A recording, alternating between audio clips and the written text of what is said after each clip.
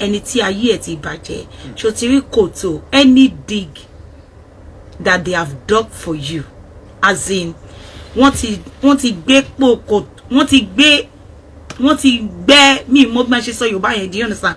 But I put it on you, I declare into your life every as in for your life to come short, may God Almighty reverse it in the mighty name of Jesus. May God Almighty reverse every evil that will make your life to cut short. May God Almighty reverse it in the mighty name of Jesus. Let it be reversed in the mighty name of Jesus. Good thing will continue to happen into your life in the name of, because you have entered the new month. You know, this year that you have entered into is a year of my joy is full. Because your joy shall be full in the mighty name of Jesus. And God glory will eradicate all over your life in the name of Jesus. Your life will not be cut short. I repeat myself. Your life will not be cut short in the mighty name of Jesus. And so shall it be. Happy birthday. Enjoy your day, because the Lord have made you to rejoice. And you shall be rejoiced in the Lord in the mighty name of Jesus. And so shall it be. I love you. So guys, ẹ jẹ́ ká máa lọ síbi tí à ń lọ. Ṣé kò yé yín on the 5th yẹn ó máa gbaskiliciously swagwaliciously gbaskiliciously bá ṣe máa ṣe on the 5th yẹn. Orí wọ́n máa ṣe orí tán. Ó yẹ kán fún wa ní alẹ́ ọ̀la pátápátá àbí àárọ̀ on the 5th gangan. Orí yẹn máa ready. Àní Facebook máa mi títí sẹ́ mo sọ fún olè dún mọ́ta. Jọ nítorí Ọlọ́run nígbà tó gbé fọ́tò àwọn ọmọ mi síta. God. Ìgbà tó gbé fọ́tò àwọn ọmọ mi síta, jọ nítorí Ọlọ́run ibo ni Facebook bẹ́ẹ̀ gbede. How many person ló wò? Ó jẹ́ lọ ra viewers tó máa ṣe lọ viewers. Pé lẹ́nujọ́ mẹ́ta nǹkan kan ò lọ sókè mọ́. Viewers ò lọ sókè mọ́ lẹ́nujọ́ mẹ́ta. Ó jẹ́ sanwó fún wọn. Tó o bá lè sanwó fún wọn, ṣó 5 million tán fún mi yẹn, mo lè fún ẹ nínú ẹ̀ kó lè fi sanwó fún wọn. Ṣé kò yẹ ńsìn? Because ó mọ nǹkan tó wà nínú gbèsè ayé ẹ̀. Àwọn nǹkan tí ò make sense. Àwọn bíi pé kó máa sọ pé èèyàn mélòó ló comment sórí page wọn. Èèyàn mélòó tó dẹ̀ comment sórí page wọn yẹn. Kíní yẹn máa hot ẹ gan. Ó máa ń dùn ẹ. Mo sọ fún ẹ, first to do no the pain. Yeah. Ṣó wí pé fídíò tí mo send sínú gbèsè ayé ẹ̀ tí mo gbé sórí page mi tí ò wọ 1 minute videos. Lọ wo views ẹ̀. Ó ti kọjá 1 million views láàrin 24 hours kó bá lè mọ̀ yí pé wọ́n detect ẹ nínú ayé. Nínú ayé wọ́n cancel ẹ kúrò nínú ayé ni. I'm telling you. Wọ́n gbé ẹ kúrò nínú ayé, wọ́n cancel ẹ torí pé tó bá ń ṣe pé inú rọ́bà ló gbé. Ó ti yẹ tó wá lọ gbé ọmọ tó ń dún bí mẹ́ẹ̀. Tó mọ máa dún bí kí ló wúkọ ẹ̀ ewúrẹ́. Mama don't be ewúrẹ́. Tó bá ń ṣe bẹ́ẹ̀ ni, why do you always fight people? Do you understand? Why do you always fight people? Tó bá ṣe fake transfer, kí ló ń bá wọn jà fún? Tó bá jalè ní Ìdúmọ̀tà, kí ló ń jà kiri fún? Kò yé ya. Mo sọ fún ẹ ní 2024 tó bẹ̀rẹ̀ sí ṣépè fún àwọn ọmọ tèmi. Mo sọ fún ẹ. Do you think my back down? Ìyá ẹ kéré, obìnrin ó bí lò. Ó bẹ̀ lọ́wọ́ àwọn tó so mọ́ ẹ̀. Kò yé ya. Àní kó lọ gbé Ìyá Bísí. Ọmọ Ìyá Bísí tó ti kú láti ìgbà tí mo wà ní 4 years. Kó gbé wá sórí social media. Ìyá láyà ẹ̀ má tẹ̀ sí ìyá ẹ̀ lójú. Ọlọ́run. Má tẹ̀ sí ìyá ẹ̀ lójú. Ìwọ kéré láti sọ pé kémi bow down. Àfi tí ò bá wù mí ṣe. Nǹkan tí ò bá ti wù mí ṣe mi ò ń ṣe. Kò yé ya. Ó kéré obìn tí òbí lò Lizzy Anjorin. Ó ṣe show ó ní ẹ wá wo bàbá Anna o ó wí pé bàbá Anna billionaire ni bàbá Anna billionaire kò yé já billionaire ni bàbá Anna elos s kò ń ṣe bàbá Máyọ̀wá o ó ti yẹ ńsìn ó ṣe yẹn torí mo bọ́ yẹn ni kò yé yẹ billionaire ni bàbá Anna ìgbà tí mo gbé tiẹ̀ jáde ó fẹ́ máa ké ni ó sunkún ní ìṣẹ̀lẹ̀ sá pé ló ń lo gbogbo fake profile wá sórí page mi wá sí fake profile gan Allah ṣé mi wá sórí page ẹ mi ò lè wá sórí page ẹ náà mi ní disturb ẹ kò yẹ nǹkan tèmi kàn ṣe ni pé màá máa fún ẹ jẹ padà tó bá gbé wá màá gbé fún ìyá ẹ mi ní kọ́kọ́ fún ẹ bọ̀ máa gbé fún ìyá ẹ̀ tó máa hot gan tó bá wá di May ó ṣàpà ṣọpọ̀ ṣọpọ̀ ṣíkú ṣàkà ṣoko ṣàkà ṣoko ṣàkà ṣoko ṣàkà ìyá ẹ̀ máa ké jù báyìí lọ ọlọ́run ẹni tó fẹ́ wọn ìyá ẹ̀ lọ́wọ́ mi tí rẹ̀ ọlọ́run ọba gbọ́ ẹni tó fẹ́ wọn ìyá ẹ̀ lọ́wọ́ mi tí rẹ̀ ẹni tó fẹ́ wọn ìyá ẹ̀ lọ́wọ́ torí aláyé bàjẹ́ ni ẹ ò lè ní ẹ tó bá di May ṣó ti rí èpè tó ṣẹ́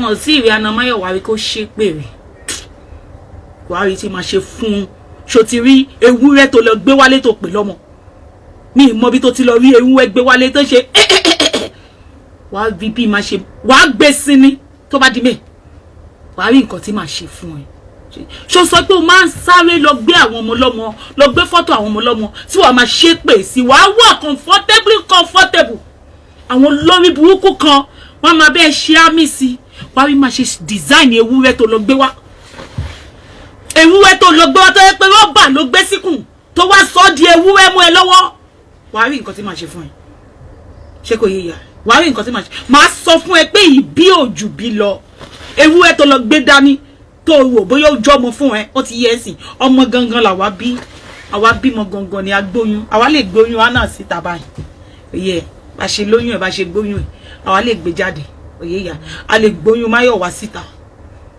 ó ti yẹ kò ń ṣe oyún àwa tún ní antilanta ni àwa ṣe antinanta stọbi tó ti ṣe antinanta fún wa ní Nàìjíríà gbé antinanta ẹ jáde antinanta tó ṣe ní Nàìjíríà kó tó lọ sí Amẹ́ríkà sọ pé ó lọ bímọ gbé jáde fún wa Lizzy Anjorin bí antinanta tó ṣe ní Nàìjíríà kó tó lọ sí Amẹ́ríkà ó ṣàmà ní antinanta tó ṣe ó ṣàmà ní dókítà tó ń chẹ́ẹ̀kì ẹ ó ṣàmà ní gbé jáde fún wa oyún ewúrẹ́ tó wá ṣe tó wá jẹ́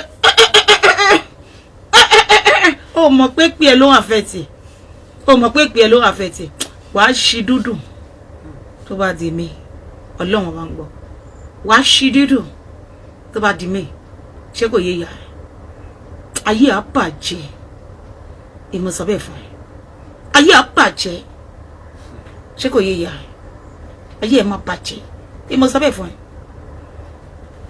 and bí bébì mi ṣe sọ fún mi lánàá omíyalé wá síbi omíyalé tí mi bá rí ẹ ní April 28 evidence ẹ̀yìn tí mi bá rí complete ẹ ní kí ló wúkọ ní court ní April 28 wàá di ewu ẹ jẹlẹjẹlẹ because ìwọ́n ti ẹ̀mí ti ẹ kú ná ó ti yẹ because àjálù tó máa jálù ẹ ó máa mẹ́mí ẹ lọ dásì kò yé ya tí mi bá rí complete kí ló wúkọ ẹ evidence titi ẹ yẹn ó ti yẹ tó ní lọ́wọ́ yẹn tí wọ́n bá play yàtọ̀ sí CCTV tó wà bíbà tán ní lọ́wọ́ ó ti yẹ tí wọ́n bá play evidence yẹn ní court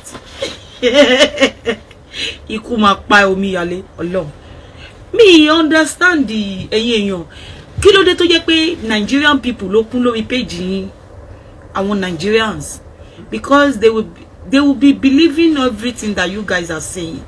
This is United Kingdom. There is a CCTV camera here. Tí wọ́n ṣe wọlé everything tí wọ́n ṣe there is a CCTV they're gonna see it in court. I'm gonna play gbogbo ẹ̀ because I gave them the permission to play it. You're gonna see in the BBC as well. Oh, bí àmọ́ ìṣeré ni. You're gonna see it in BBC as well.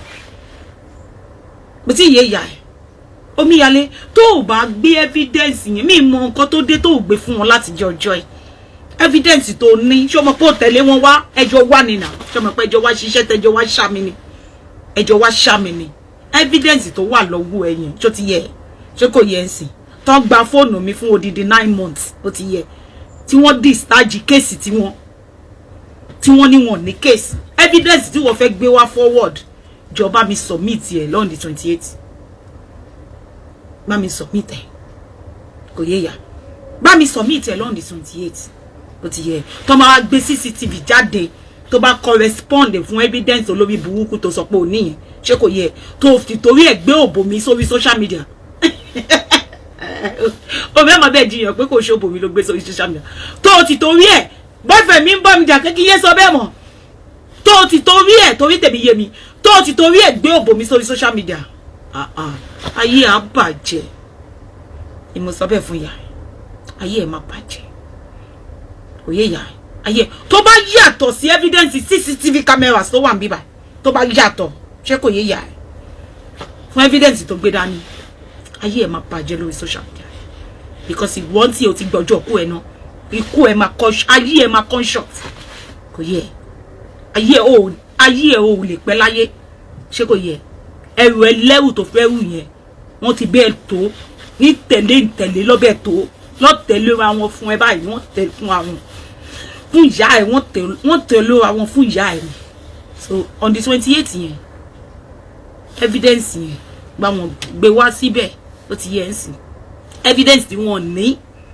ó ti yẹ tí wọ́n rí mú tó yẹ pé ìwọ ló tẹ̀lé wọn wá tó wá ní evidence yẹn lọ́wọ́ wàá lò inú ọmọ nǹkan tí inú mi ṣe ń dùn this is United Kingdom this is UK they can take time to do whatever they want to do but at the end of the day the truth shall prevail òye ìyá gbà wọn gbé wá ṣé ti yẹ jẹ́ àpadà sórí Lizzy Anjorin jẹ́ àpadà sórí Lizzy Anjorin because táwọn èèyàn bá ń sọ kọ́tọ̀kọ̀tàn òye yín sìn ẹ má máa believe wọn o kọ́tọ̀kọ̀tàn ló ń sọ o ó sì yẹ yín sìn òun gangan níwájú ọlọ́pàá ẹ̀yin ò bá sọ pé kò bá ti sáré gbé evidence yẹn lọ because wọ́n fi odi because wọ́n gba fọ́ọ̀mù mi ní on the 28th of December 2023 ó ti yẹ yín wọ́n fún mi padà 9 months after wọ́n discharge kéèsì wọn wọ́n mú kéèsì wọn wọ́n dànù wọ́n throwaway ẹ̀ dànù pé àwọn ò rí evidence àwọn ò rí nǹkan kan tí wọ́n ń sọ nípa mi díẹ̀ náà sàn ṣùgbọ́n Adébímpé wá sórí social media ó lóun ní evidence because òun tẹ̀lé wọn wá ṣàmì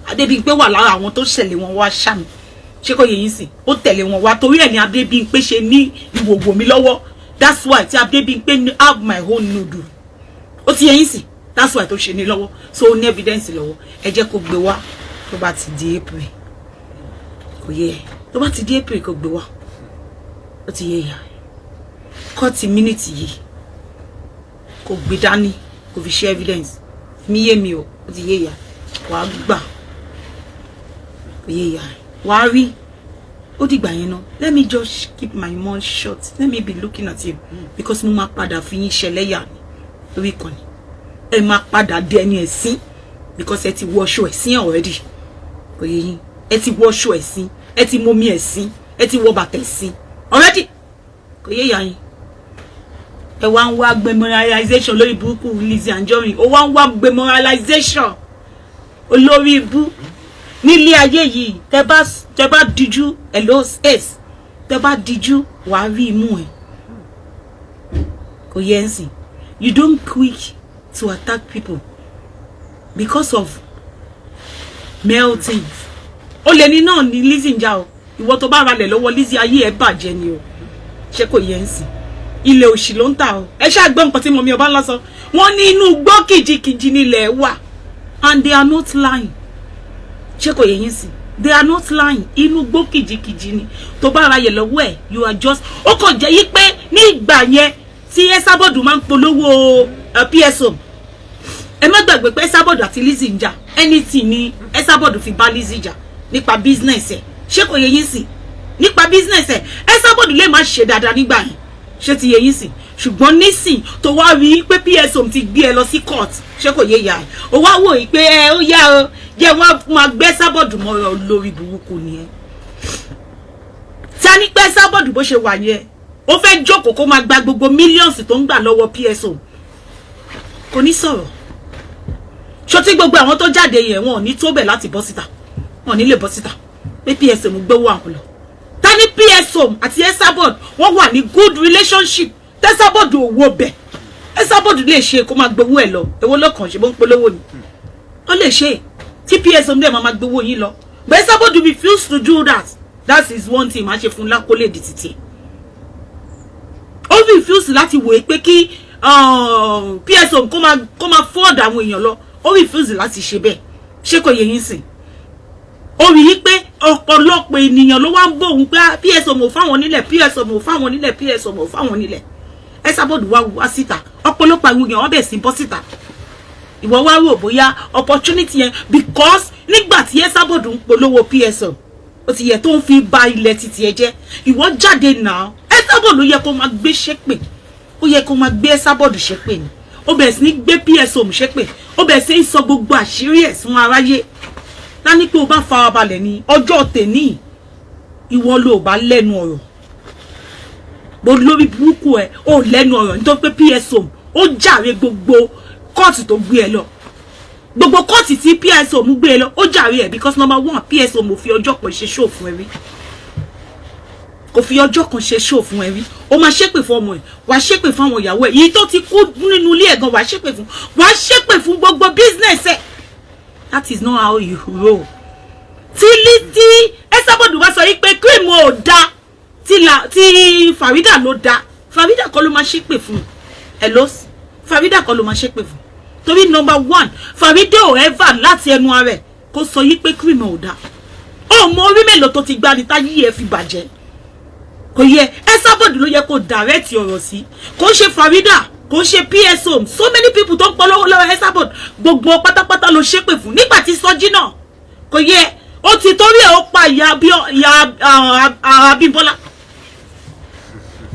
ó ti torí ó pa ìyá yẹn dànù nígbà tí Sọjí náà ó fún Abímbọ́lá ní court letter pé kò lè dá Sọjí dákẹ́ kò lè sọ fún Sọjí pé kó dákẹ́ ó fún ní court letter ó mú ìyá ẹ̀ padà nù because ìyá ẹ̀ ló máa bá sáré àdúrà kiri àbí so many of them gbogbo wọn bẹ́ẹ̀yẹn tó ń polówó tó dẹ̀ ń jà torí ẹ̀ mo ṣe ń gba ìpolówó ó ti yẹ yín sìn torí mi ìfẹ́ kan bà tiẹ̀ jẹ́ mi ìfẹ́ kan tara mi fi bà tiẹ̀ jẹ́ ṣùgbọ́n ẹ kò lè yé yín ṣé kò yé yín kò lè yé yín mò ń gba ìpolówó lọ́wọ́ anybody ó lè jẹ́ pé bí mo ṣe sọ̀rọ̀ ẹni tí mò ń bá jà ó lè máa wò pé ẹ̀hún ni mò ń bá wí tí mo ṣe polówó ẹ̀ èmi dẹ̀ ní àṣàjà gan tí máa ń polówó èèyàn bọ́ mi ní fẹ́ bẹ́ẹ̀ ju anybody jẹ́ ṣùgbọ́n ẹnu mi dùn gan tí bá fẹ́ polówó fún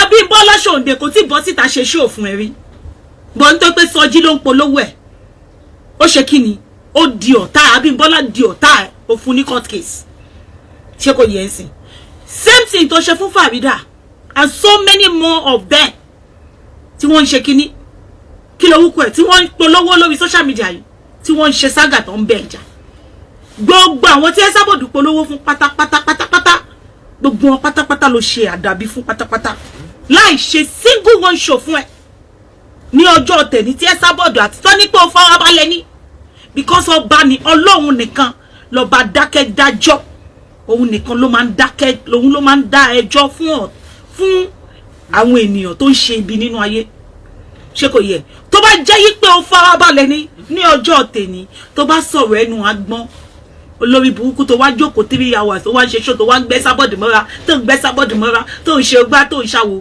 òṣì ọ̀rọ̀ ni ṣé kò yẹ Esabod lè ṣe kó má sọ̀rọ̀ kó kò máa powó PSO káàkiri lọ ṣé kò yẹ gbogbo àwọn tó ń bọ́ síta tó sọ pé àwọn support PSO tí PSO bá fọ́ọ̀dì lọ́wọ́ lọ́la tó bá di lọ́la gbogbo èyí tẹ́ bú PSO wọ́n máa gbé fídíò yín láti máa fi bú PSO ni ṣé kò yẹ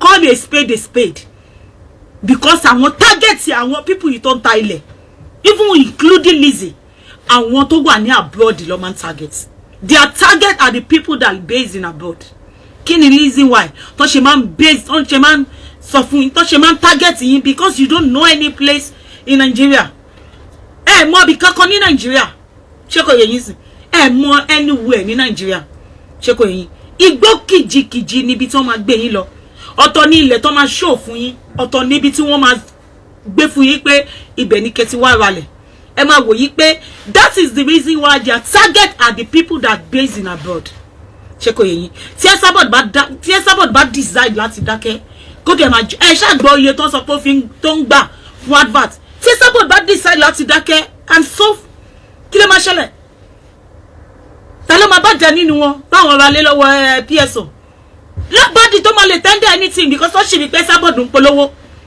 wọn ò ní lè sọ̀rọ̀ but Esabod wò pé no enough is enough ṣé kò yé yín sìn enough is enough Esabod wá expose PSO because ẹ máa wo àwọn ọlọ́tẹ̀ yìí o ẹ má dá sí ìjà Ìyá Ìbàdàn àti Esabod wọ́n ti jọ ní problem ó ti yé yín sìn ẹ máa wo bó ṣe ń lọ wọ́n ti Esabod àti Ìyá Ìbàdàn wọ́n ti jọ ní problem láti ilẹ̀ ó ti yé yín ẹ má gbàgbé pé ọmọ ewé ni Ìyá Ìbàdàn tó wọ́n tẹ Esabod tó jà tó di kanta. So tẹ́ bá rí Ìyá Ìbàdàn tó ń wá fún Esabod, ẹ̀yin students ẹ gbójú ńbẹ̀.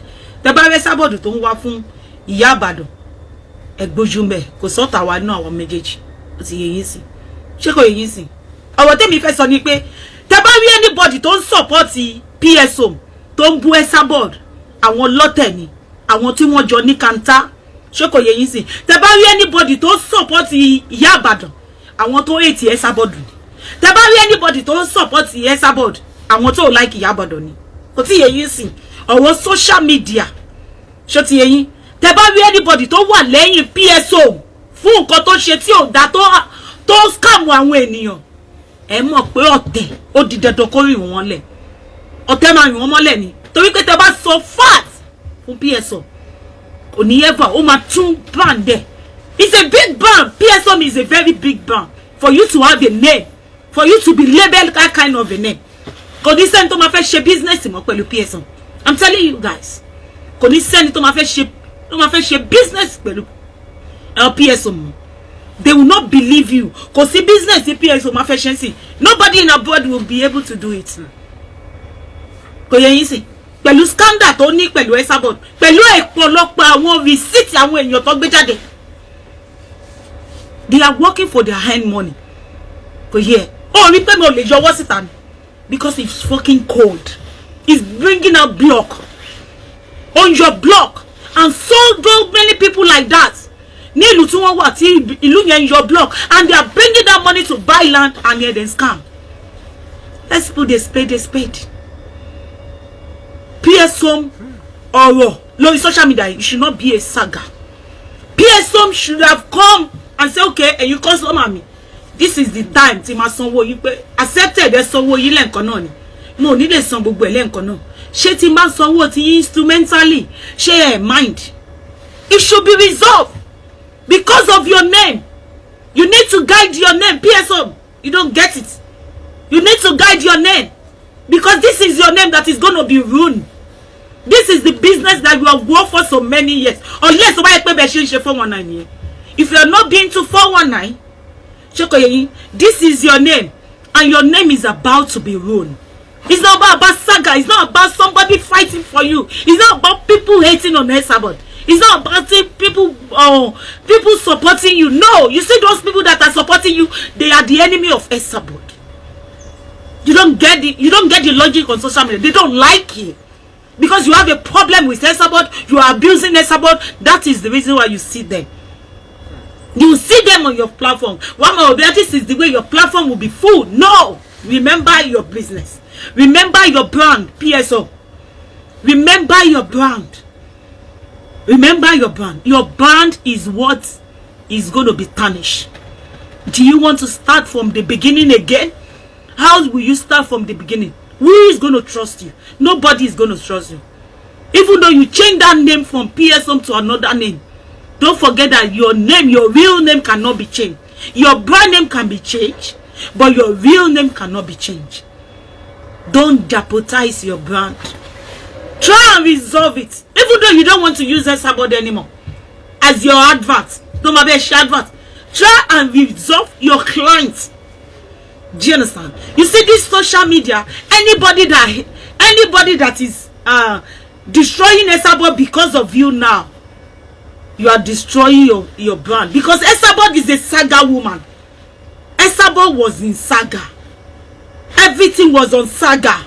Do you understand? Do you want your brand to be saga? Do you want your name to be destroyed? It is you to be Kodani. Esabod to be Kodani to ma lose. You don't get it. Esabod does not have anything that she is going to lose. So yeah. Tí ikú bá délé ni tọ́lọ́run fún Esabod ní ẹ̀mí gígùn. Tí ikú bá délé ni a máa rí àwọn ọmọ. Esabod ní grandchildren tó máa bu ìyẹ̀pẹ̀lẹ̀ lórí. You don't understand. Don't let anybody. It's your brand that you should talk about. Do you understand? You see, Esabod and Ìyá Ìbàdàn, they can never settle. They can never be friends. PSO, listen properly. Esabod and Ìyá Ìbàdàn, they can never be friends. Do you understand? Because they are into saga. They have saga themselves together. Do you understand? Don't think Iyabado is favoring you. No. Use your brain. Use your head. Wash your brand. You see, Saga. Omulo Bali aye Lizzy Jeleni. Do you understand? That I pity her at that time. Timo pity. Feba ole aye she ma restore pada. Are you restore? Up to now, Lizzy oti restore pada. You understand? Don't let Saga destroy everything that you have worked for. PSM. Resolve your clients. Do you understand? Resolve them. Owo kekere, and you are collecting it. Do you know how many people that you sold land for just because of Esabod? Do you know how many people that patronize you from Esabod because she do advert for you? Do you know how many people that come to you? Do you know how many people? If you get to your WhatsApp, there is one of my customer in Lizzy. I try to persuade that person. Say no. Why Lizzy only no? Only PSM loan differently. If you go to your WhatsApp, you will see my number. Number me. You will see it on your WhatsApp. I chat with you with the woman that buy land from you. Do you understand? Lizzy Mama go for the first time. Because that woman did not want Lizzy. And she is my customer. I persuade, I change her mind, do everything. She does not want Lizzy. Because she believes what Esabod have said about Lizzy. There is no way I can change that from her heart. Do you understand? So please and please, you see those people that have believed in you. There are some people that believe you. PMO. Resolve it. Saga. No below Lizzy. Ibiti aye wa leni. Aṣọ ẹyọ kan ló máa fi sọ́wọ́ báyìí. Títí ó máa fi ṣe show 6 hours. Kò sẹ́ni tó máa pe Lizzy pé a fẹ́ ra aṣọ. Lizzy máa ṣe show 6 hours. Kò sẹ́ni tó máa pè pé àwọn fẹ́ ra aṣọ. Ó dẹ̀ máa ṣe show 6 hours. That is the reason why I'm telling you this morning. PSO, resolve your clients. Even though you don't want to have anything to do with Esabod, don't depart with enemy. Don't depart as enemy. You don't understand. I want to go on my way. I don't need to be enemy with you. I don't need to do enemy with you. I will just depart. I will depart peacefully without having any enmity in my heart towards you. And I'm very, very sure that PSM, you are very, very knowing person. Do you understand? You see the people on this saga, they don't have nothing to lose. They have nothing to lose. They have no bank kondani. You are the one to bank kondani. You are the one that is inside aye. Iwo lo wa nínú ayé yìí. Then someone personality that you are mingle yourself with people that are matter in life. Please, they will make sure they destroy those people that move closer to you. Is that what you want for your life? Is that what you want for your business? Is that what you want as your business are growing? Please, yield to my advice. Listen to this advice and use it. Don't let anybody telling you, somebody is a bad person. Let them tell you. But don't use it. Don't use their advice. Just settle with your customer. Settle them. Make sure you have no enemy within them. If you want to give them land, give them genuine land as you have said. If you don't have the land anymore, try and return their money back so that your name can be clean. So that we will carry it everywhere. PSM Tisonwo, PSM Tisonwo, lay your PSM, and your name will be clean. And you let everybody know that Esabod, I'm not fighting you. I'm not sending Iyabado to you. You disclaim everybody. You need to give a disclaimer. I'm not fighting anybody with you. I'm not sending Iyabado to abuse you. I can never do such a thing. Don't let your business be destroyed. Look at Lizzy. Lizzy cannot rise anymore. She can't. That's why she's so bitter. I understand. I understand where she's coming from. I understand Lizzy properly. She's so bitter. She believes that everybody hates her. She doesn't realize that some people are still in this world that love her. Despite what she's happening in her life. She does not feel that love anymore. She does not believe that people love her. She does not believe it anymore. Please don't let your own life be shattered like that. PSO, don't let your life be shattered. You are a man. so that you can have your sense back. Do you understand? Fighting Esabod is not going to resolve the problem. Let Yabadon. Yabadon has been a saga woman from the onset.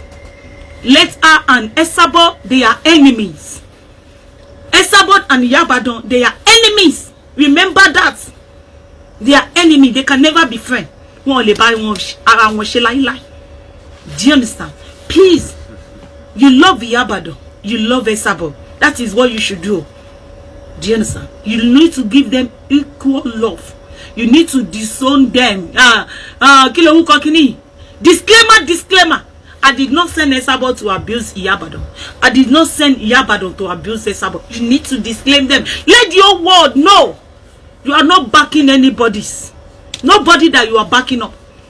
You are not into saga with anybody. This is your business. Anybody that have issue with you, we're going to resolve it. Make sure you resolve it. Your business. That is what you are using to move up in life. That is the reason why this is your business. That is the reason why people that in the caliber, they associate themselves with you. If they start hearing, I will want dig you. I'm digging. Do you see how they dig Lizzie Anjorin's life? Do you see how they dig Lizzie? I remember that time I tell me at Lizzie, I'm a Kenny. I'm a Kenny, money. You are long. What to think? I'm a Kenny. Please, they can dig. Those things that you think nobody know about. I'm telling you guys. PSO, mo fi Ọlọ́run tí tó bí Ọlọ́run bẹ̀yìn. Tẹ́ bá ní ìyá láyé, mo fi ẹlẹ́dàá ìyá yín bẹ̀yìn. Mo fi gbogbo ìṣẹ̀dá àwọn ọmọ yín mo fi bẹ̀yìn. Ayé yín ò ní ẹ wò, ṣé ti rí kòtò táwọn ọ̀tá ti gbẹ́ sílẹ̀. Bí kẹ́ má rí ọwọ́ lọ sẹ́nu, kò ní ẹ ní bọ́ sínú kòtò yẹn o. Ẹ jẹ́ kí wọ́n fi ara wọn bọ́ sínú kòtò yẹn. Àwọn tó wà nínú saga yìí wọ́n máa ń ba ayé èèyàn jẹ́ ni. Ẹ lọ bèrè nínú ìgbésí ayé Lizzy máa wíwí. Tó bá bèè lọ́wọ́ Lizzy níbo ni ìgbésí ayé ẹ̀ wà lẹ́ni, ó máa sọ fún yín. Ago ṣe fada a lè fawọ́ ago sẹ́yìn mọ́ fún Lizzy ni o. Tó bá ṣe ká fọwọ́ ago sẹ́yìn padà, kò bá tún gbogbo nǹkan tó ti bàjẹ́ yẹn ṣe, ṣùgbọ́n kò possible. Ṣùgbọ́n mo wá ń bẹ̀ yín PSO. Ẹ jẹ́ kí gbogbo ayé mọ̀ pé ẹ lẹ́ni kankan tó ń jà fún yín. Tẹ́ bá ṣe lórí ìkànnì yìí ṣé kò yé yín sí, kò sí winner kankan níbi kankan. Wọ́n máa ń balẹ̀ ayé èèyàn jẹ́ ni. Gbogbo ọ̀nà tẹ́tún ṣe mọ̀ pé kò sẹ́ni kankan tó tí rí nǹkan kan nínú ìgbésí ayé yín nísìn. Tó bá bẹ̀ sí fly ẹ̀ out, ẹ rò bóyá àwọn speaker yẹn wọ́n gbé pẹ̀lú yín. Ẹ rò bí ẹjọ́ ń gbé ẹjọ́ ń sùn ni. Mo ti tí tó bí Ọlọ́run bẹ̀yìn o. Ẹ jẹ́ kí gbogbo ayé mọ̀ pé ẹ ní speaker o, ẹ lẹ́ni kankan tó ń jà fún yín o. Ṣé kò yé yín? Kò sí ẹni tó gbádùn lórí social media yìí o. Ṣé kò yé yín sìn? Kò sí ẹni kankan. Wọn kí ẹ kí ayé èèyàn kó bàjẹ́ pátápátá. Ẹ dẹ̀ gbé nǹkan dání. You hold a business, a good business for that matter, a billions money that you are holding. Do you understand? Don't let anybody jeopardize it. You don't need to fight anybody. Let Yabadon be your friend. Let Esabod be your friend. Esabod does not need to advertise for you anymore. But don't fight anybody. Let everybody be your friend. Don't like one and hate one. No. Don't be friend of Esabod and be enemy of Yabadon. No. Let both of them are be your life. They have grown your business. Both of them work so hard to grow that your business. Do you understand? Come aside, disclaim both of them. All of them. Mama Esabod is my mom. Yabadon is my sister. And they will remain my family. I am not in support what Yabadon is doing. I am not in support what Esabod is doing. Disclaim them. So that aye ma rí pé yes, Yabadon àti Esabod lọ́jọ́ ní problem. Not that you send anybody. Because at the moment, people will thought and people are thinking that you are the one sending Yabadon. And ayé ò ní sọ yí pé Yabadon àti Esabod wọ́n jọ ní problem tẹ́lẹ̀tẹ́lẹ̀ ni o. Ṣé kò yé yín sí? Ọlọ́run ò ní gbọ́mọ sọnù lọ́wọ́ yín o. Ẹ ní gbọ́mọ nù o. Ẹ ní gbọ́mọ sọnù. Gbogbo iṣẹ́ tẹ́ ti ṣe láti ọ̀rọ̀ ọjọ́ yìí kò ní wọ́ mi lójú yín. Títí Lizzy ṣe wọ́ mi tó máa gbé aṣọ ẹyọ kan sórí ìjìká fún odidi 6 hours tí ò sẹ́ni tó máa sọ pé kí lẹ fẹ́ rà ń bẹ̀ yìí. Ayé yín ò ní rí bẹ́ẹ̀ o, owó ò ní sá fún yín o, ajé sá fún Lizzy ni o lórí ọ̀wọ́ Saga wèrè yìí. Ó di ẹni tó lọ, Lizzy fi Ọlọ́run tó ń sìn lẹ̀. Ṣebí Lizzy tó lọ sí Mẹ́kà mọ́, kò lè lọ Mẹ́kà mọ́, kò lè sin Ọlọ́run méjì papọ̀.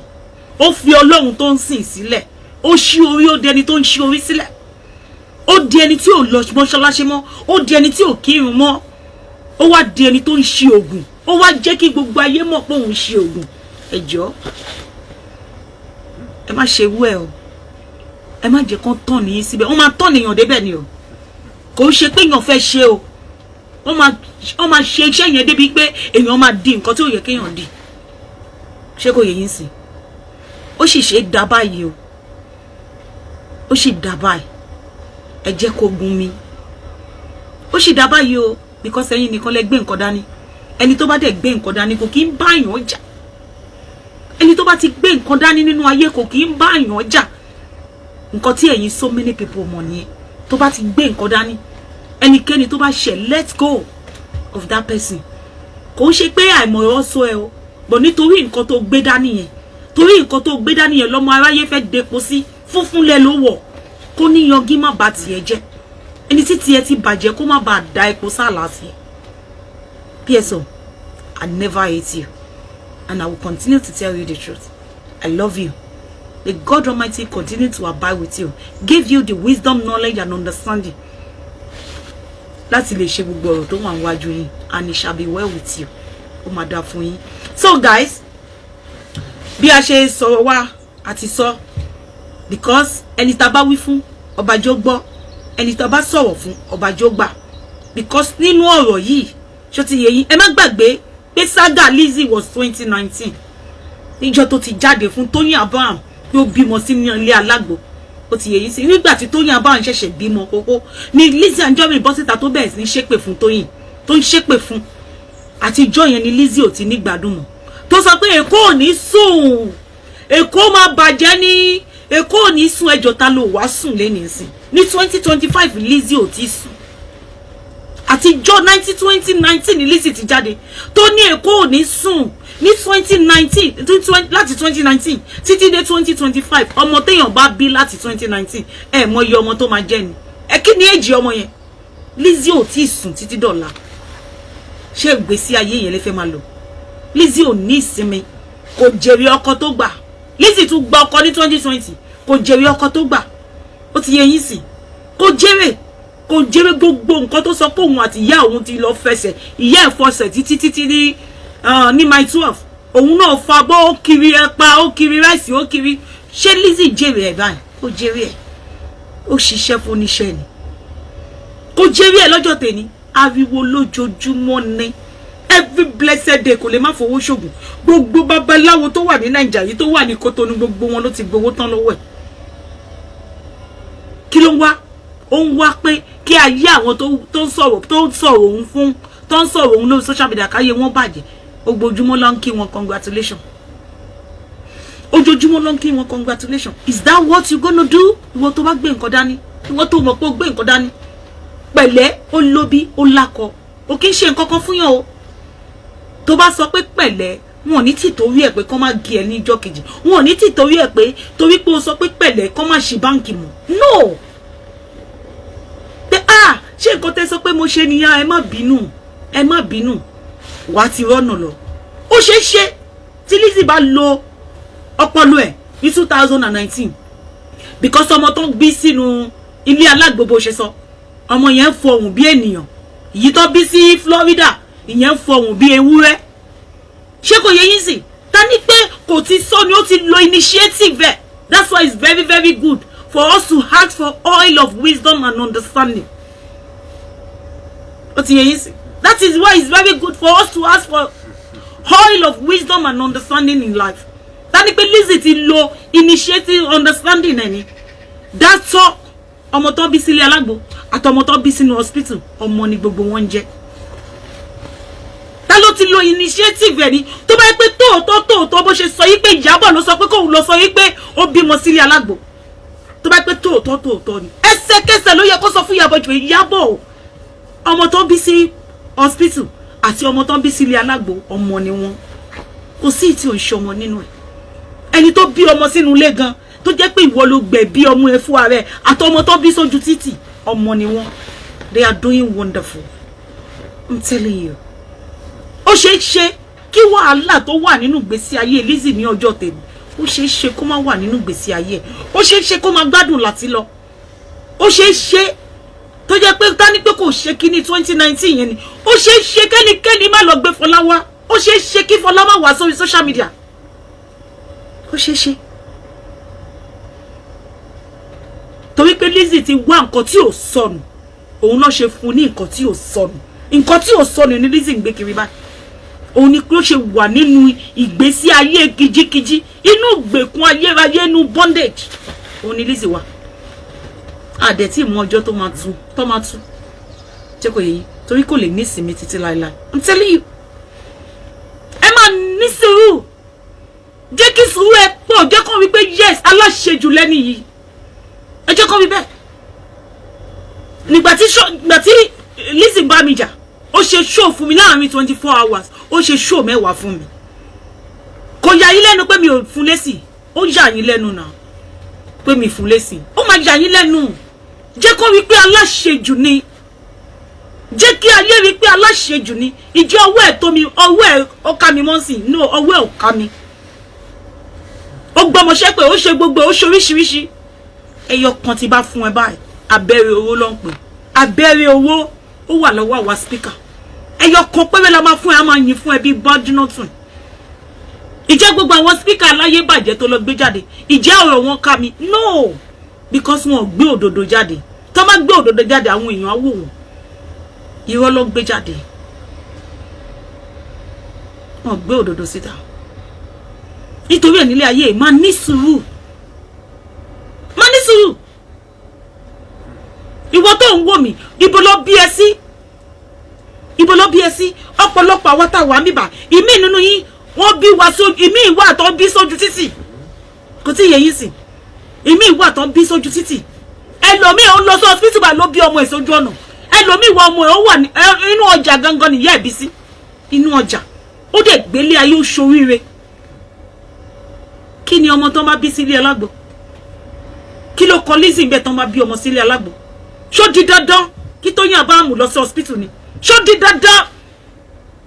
di dandan kó lọ sílùú òyìnbó kó lọ bímọ ni ṣó di dandan ni ẹ wá wo ọmọ tó pè ní ọmọ tó bí sílé alágbo ọmọ yẹn fọhùn bí ènìyàn ó fọhùn bí àwọn ọmọ tó wà nínú ayé ẹ wá wo èyí tóun lọ bí sínú Amẹ́ríkà ó máa ń dún bí ewúrẹ́ ni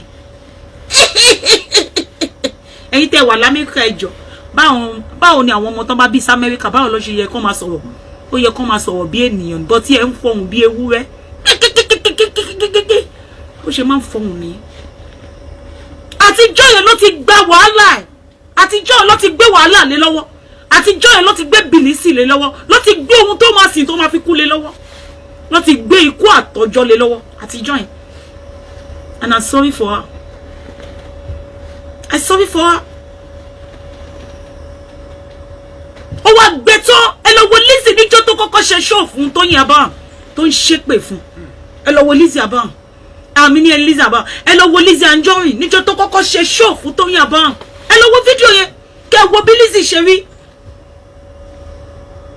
ẹ lọ wo gbogbo fìsíkì Lizzy ẹ lọ wo kẹ́ wá fi wo Lizzy tẹ́ ń wò lénìí ẹ ti mọ̀ pé òkú ayé ni Lizzy ti èní tẹ́ ń wò ẹ lọ wo Lizzy nígbà tó kọ́kọ́ wá ní 2019 kẹ́ wá wo Lizzy ní 2025 ẹ mọ̀ pé Lizzy ti di skeleton ó ti di òkú ayé ọkọ̀ lọ gbèsè ni láti àyà máa gbádùn gbogbo ohun tó fọ ojú ọwọ́ ẹ̀ ṣe reason why tó ṣe include àwọn ọmọ Fọlá sínú wíìlẹ̀ ni pé òun wá àwọn ọmọ tó fẹ́ lò Fọlá wo ẹlẹ́lẹ́ni ò ní gbà ṣe ẹ̀ ṣe I'm telling you wá jèrè àwọn ọmọ tó bí Ọlọ́run ló sọ pé kò ikú yẹ̀ lórí àwọn ọmọ ẹ̀ Lizzy fẹ́ lo gbogbo ìràwọ̀ ọmọ pọ́ ti lọ gbogbo ìràwọ̀ àwọn Àríkẹ́ orí Àríkẹ́ ni ayé Àríkẹ́ ti bàjẹ́ sọ́dọ̀ Lizzy tí ò ní nǹkan kan nínú ayé Ọlọ́run fi àwọn ọmọ ọlọ́mọ sínú wíìlì ó fẹ́ lo ìṣẹ̀dá wọn ní ìwọ tó sọ pé Fọlá ò bímọ, Fọlá ọkọ ẹ lọ, Fọlá ò bímọ fún ọkọ ẹ, ìwọ náà ló jẹ́ ká mọ̀ pé ó bímọ fún ọkọ ẹ. Fọlá Ọlọ́run yọ ẹ o, Ọlọ́run nífẹ̀ẹ́ gan. God love you. Keep serving your God and see what God can do. I'm telling you, if a woman that is 65 can get married and do a proper white wedding, Fọlá, you will get married to a proper man that will take good care of you and your children. Not like Lassie. Tetu mama. You just calm down. A better man will come. A good man that will be your bone of your bone. The blood of your blood. It will come. No matter what. Somebody was married. She have 5 children. And he was married to a man that have never had a child before. Ọkùnrin tí ò tí bímọ rí. If such thing can happen, it will surely happen to you, Fola. A good man that is better than Lati, that Lizzie thought he have taken away from you. A good man, a responsible man, that will know that this is my responsibility. Not ọkùnrin tó máa tún máa gbà lọ́wọ́ ẹ̀jẹ̀. This is my responsibility. Ọlọ́run ló sọ pé kó má accept ìgbà tó sọ pé òun kó àwọn ọmọ sínú will wo ni Lizzie ni. Lizzie ò ní nǹkan kan nínú ayé náà. Ẹ bá bẹ̀ lọ́wọ́ Lizzie pé kí ló nínú ayé. Ìgbà tó yẹ pé inú kọta ló wà, ó rent shop ni, ó wá lé ó fi will. Kí ló ní nínú ayé tó ń fi will orúkọ àwọn ọmọ Fọlá sínú will because ó fẹ́ lo ìṣẹ̀dá wọn ni. Ìgbà tó wá rí pé Fọlá ò gbà, òun láyé ẹ̀ ṣe bàjẹ́.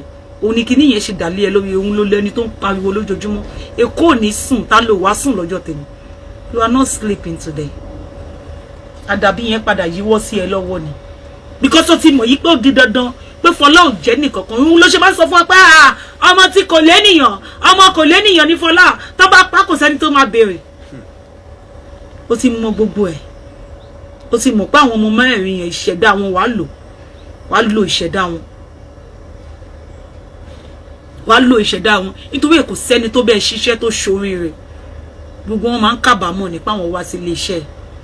Kò sẹ́ni tó bẹ́ẹ̀ ṣiṣẹ́ tó ṣoríire. Àbámọ̀ burúkú ló máa ń ká. Kò sẹ́ni bọ́dì tó ṣiṣẹ́ pẹ̀lú ẹ̀ tó ṣoríire Lizzie. Wọn dolówó wọn, a kò ṣẹ́ ní gbogbo wọn. Òun láyé ẹ̀ ṣe bàjẹ́. Genesis ọwẹ́. Òun ni Tóyìn Abraham. Yẹ. Ẹni ògo ni. Ọmọ ògo, tó bá ń gbọ́ ọmọ ògo, ọmọ ìràwọ̀, òun lọmọ tó bí yẹn. Ọmọ yẹn ló rò bí ó máa tánìṣe ayé ẹ̀, ẹ̀jẹ̀ ọ̀run tó ń bọ̀ látọ̀run. Ó wá wò pé wá sílé ayé wá tánìṣe ilé ayé ọmọ yẹn láti ba ìṣẹ̀dá ẹ̀jẹ̀, Ọlọ́run wá ba ìṣẹ̀dá ẹ̀jẹ̀ Lizzie. Láti 2019 tó sọ pé Nàìjíríà ò ní sùn, wọn ò ní fojú kọrun, ò fojú kọrun láti gbà yẹn. Alẹ́ ayé Tóyìn Abraham ń dá sí ni. Ìgbésí ayé owó wọn àtọkọ ẹ̀ lánàá tó ṣe ń ṣe love kò yẹ ẹni tí ò bá marry ó máa bẹ̀rẹ̀ sí lọ marry ni. Owó wọn àtọkọ ẹ̀ tó ṣe ń ṣe love and talk ìjọ òní wa ti láti ṣe wẹ̀. O lè nísinmi. I'm telling you. O jealous ẹ̀ títí ní òun ló ṣe wá sórí social media láti wá bá tí ẹ jẹ́. Ìgbésí ayé ẹ̀ lọ́jọ́ tèmi. O nísinmi. That girl look astonished sí ni. She's just looking astonished every blessed day. Ẹ lè rí stress kankan lójú Tóyìn. She's looking pretty and prettier every blessed day. Òun àtọkọ ẹ̀ lánàá. They are just wọ́n kàn ṣe love fún wa lórí social media láì ṣe on the February 14. Ẹni tí ò lọ́kọ báyìí báwo ló ṣe fẹ́ sùn mọ́jú lánàá yẹn? Báwo lẹni tí ò lọ́kọ ṣe máa sùn mọ́jú lánàá yẹn? Lizozo ó lè dún mọ́ta. Ó mọ bí Ọlọ́run ṣe fi ẹ̀ṣẹ̀ sí. Tó rò bí ọmọ òkókó ọmọ ìjẹ òun ó fẹ́ fi ṣẹ̀ sí. Ọlọ́run wá fi ẹ̀ṣẹ̀ sí ìta gbangba nínú ọjà. Ó wá lè jalè ńbẹ̀ nínú ọjà. Ó lọ jalè ńbẹ̀. Má gbàgbé ogun tó lọ ṣe fún ìyá ẹ̀. Pé kò gbọdọ̀ rí jẹ kán gbé wá sórí social media kan wá fi tọwọ́ bára. Ṣùgbọ́n wo Ọlọ́run wá da ẹ̀sìn yẹn lórí. Olórí búkú ẹ̀ wá sórí social media. Wá ní ìgbà tí ìyá ẹ̀ fẹ́ bímọ, ìgbà tí ìyá ẹ̀ lọ tọrọ ọmọ, wọ́n ti sọ fún ìyá ẹ̀ pé ó máa lọ jalè lọ́jà fake. Ó mọ̀ pọ́wọ́ yẹn ò tálẹ̀. Ìyá ẹ̀ tó lówó tí ò ní nǹkan kan tí ò tiẹ̀ mọ bàbá tó bí ẹ fún. Ìwọ ọmọ tí ò ní bàbá. ìyá ò lówó kò ní nǹkan kan kò mọ bàbá tó bí ẹ fún torí tó ìyá ẹ bá mọ bàbá tó bí ẹ fún ò ní sọ́fà láti yá ẹ tẹjọ́ máa lọ máa fọ ìṣẹ̀ ní my 12 wà tí ìyá ò ní sọ́fà. Ọlá sọ fún ẹ pé ìgbà tí ìyá ẹ tójú bọlé kiri wọ́n wá sọ fún ìyá ẹ pé ó kù nǹkan kan tó yẹ kí ìyá ẹ ṣe wo bó ṣe fọ́ọ̀jì ẹ̀ ó kàn fọ́ọ̀jì rọ yẹn bó ṣe fọ́ọ̀jì fake transfer bó ṣe fọ́ọ̀jì fake transfer ó fọ́ọ̀jì ẹ̀ wọ́n tẹ́ pé fake transfer náà ló máa fi lọ ra àwọn léèsì tó máa rà gbogbo àwọn àǹkárá tó máa lọ ń kó ní Ìdúmọ̀tà yẹn fake transfer náà ló máa fi lọ ń kó ó wá wá sórí social media ìyá ẹ wọ́n ti sọ fún ìyá ẹ kí ìyá ẹ tó kú ọ̀rọ̀ yẹn gan ló pa ìyá ẹ pé ó sì máa lọ jalè lọ́jà ó máa ń pààrọ̀ ìyá ẹ ṣánkú ni ebi pa ìyá ẹ kú tó kó gbẹ̀jẹ̀ àwọn aráàlú wọ́n kọ̀ ìyá ẹ lákọ̀tì wọ́n kọ̀ láti sí ìyá ẹ ó wá wá sórí social media wọ́n ti sọ fún ìyá ẹ torí pé kinní kan wà tí ìyá ò ṣe irọ́ ńlá so wọ́n sọ fún mi sí pé Lizzy tó bá ti dàgbà ó máa jalè o nínú ọjà pé ó yá gbégbèsè báyìí ó gbogbo òbí ló máa gbégbèsè yìí ó gbogbo òbí ló máa gbégbèsè yà báyìí ẹ̀mí ò fọ́ ó kọ̀ pé kí lè ń ṣe orí tí mo tún béèrè lọ́wọ́ ẹ pé ṣé o mọ̀ nǹkan tó ń sọ ṣá ọ̀rọ̀ yóò calculate mo tún discuss ẹ pẹ̀lú ọ̀rẹ́ mi pé ìwọ olórí burúkú ìyàwó ló bí ẹnu ó bẹ lọ́wọ́ ọ̀rẹ́ mi pé ìyá tó bí ẹyẹ ìkà ni pé wọ́n mọ̀ pé ó máa jáde nínú ọjà kò dẹ̀ gbégbèsè láti sọ pé kó má jalè nínú ọjà irú ìyá òṣì wo nìyẹn kó tiẹ̀ dá bí ó ṣe bí ìyá ẹ̀ ṣe kúkú gíbà pé lọ́wọ́ ọ̀rẹ́ mi mo sọ fún ọ̀rẹ́ mi bẹ́ẹ̀ because disgrace ńláńlá ló fún ẹ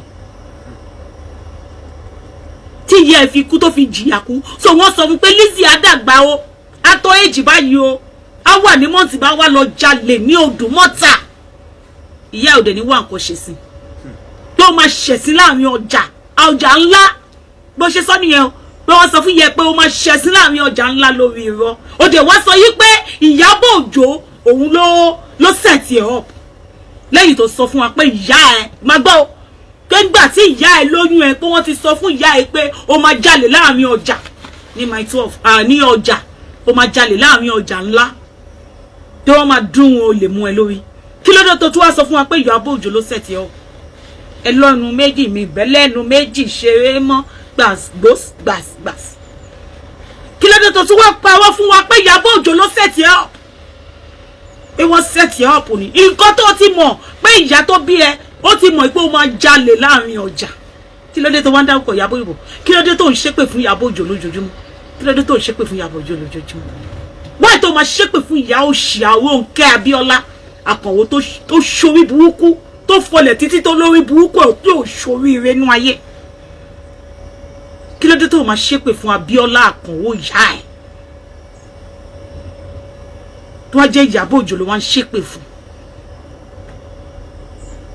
tó bá jẹ́ pé nítorí ẹ̀ níyà ò ṣe jẹun ọmọ torí kò ń ṣàbíamọ gidi tó bá jẹ́ abíamọ gidi ni ṣé kò yé yàrá yà ó máa lọ gbé igbá tó máa sọ fún ìyá ẹ pé kó lọ wẹ̀ tó sọ fún ìyá ẹ táàsì tán fún ìyá ẹ ni pé kó wẹ̀ ní wòwò nínú ọjà fún ọjọ́ mẹ́ta kò wá wẹ̀ fún ìwòwò yẹn fún ọjọ́ mẹ́ta torí ẹ̀ ní kíní yẹn ṣe kí ló wá dé tí Ìyábọ̀ wá jẹ́ sẹ́tọ̀ kí ló dé tó wúkọ Ìyábọ̀ ojoojúmọ́ Ìyábọ̀ o kí ló dé tó máa dárúkọ ìyá ẹ̀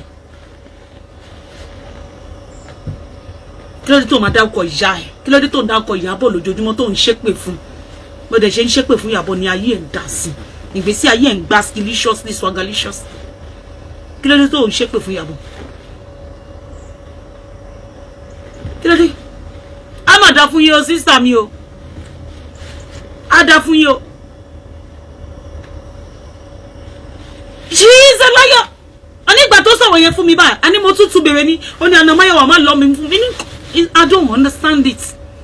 How can your mother do such a thing? Ó ní kí má worry, òun lọ sí Kútọ́nù, òun má lọ ṣe gbogbo ètùtù yẹn. Mo ní how can your mother allow you to be in shame? Mo ní do you know what this thing have cost me? Shame. Ẹni tí mo ń tẹ̀lé ó jalè. Shame. It has cost me shame. I cannot even go to Woolwich at that time. Nígbà yẹn mi ò lè lọ sí Woolwich. Because ìgbà tó jalè yẹn, so many people tó bá wá wájà lọ́wọ́ mi. Ẹ pẹ̀lẹ́ ẹkú kíní kan ẹ ṣàwọn báwọn Yorùbá ṣe máa ń sọ̀rọ̀ yẹn. Màá ní kí ló ṣẹlẹ̀ wọ́n yẹn. Ọ̀rẹ́ yín jalè náà ni mi lè deny yẹn pé òun ṣọ̀rẹ́ mi. kọ́ pé kí lẹ fẹ́ rà ìbínú máa sọ pé kí lẹ fẹ́ rà àwọn ọ̀rọ̀ òṣì kó má ní 91,000 naira kó má ní 91,000 naira lápò